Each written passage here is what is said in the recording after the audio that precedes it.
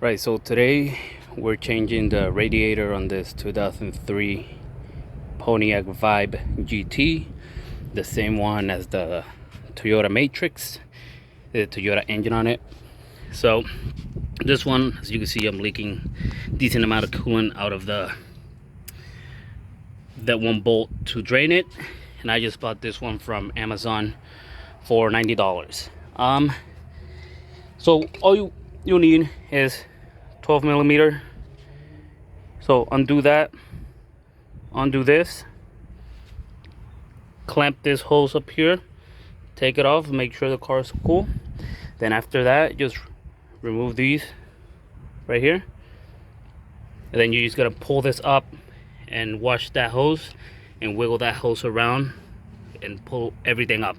Then once this is up, you have another of those clamps on that hole, as you can see right there.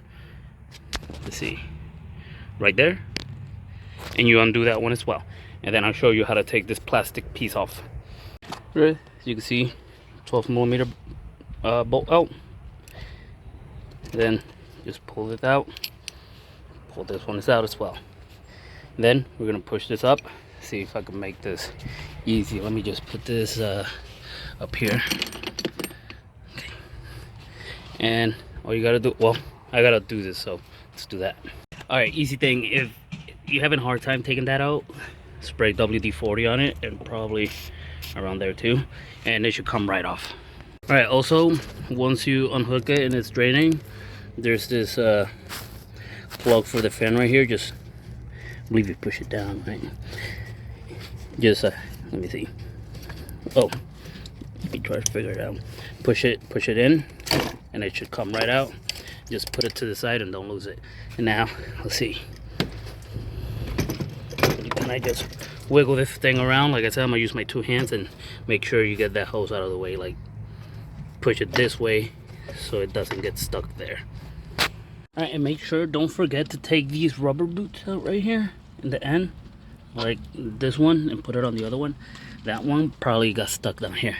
Yes, you can see right there. The other one goes right there, so make sure that you grab those. Let's see if I can get this one out.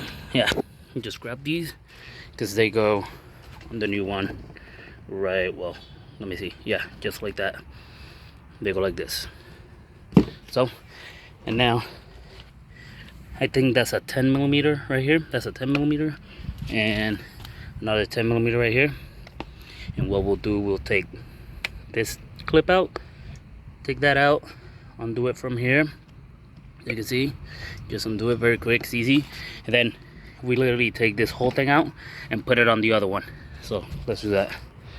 So I've removed it, and as you can see, this was JB Weld in there, but that doesn't do anything. It just made it leak less. And now all you do, make sure you just, follow everything how it was.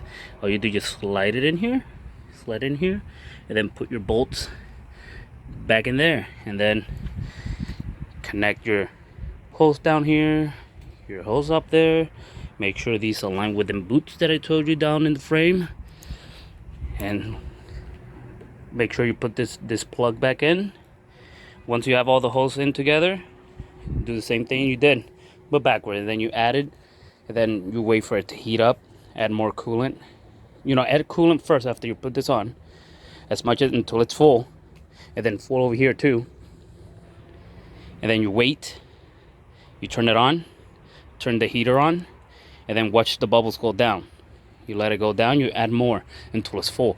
And then let's say you go for a ride, or you let it run for a while with the cap on, let it cool down, turn it back on, and add whatever it needs, and that's it.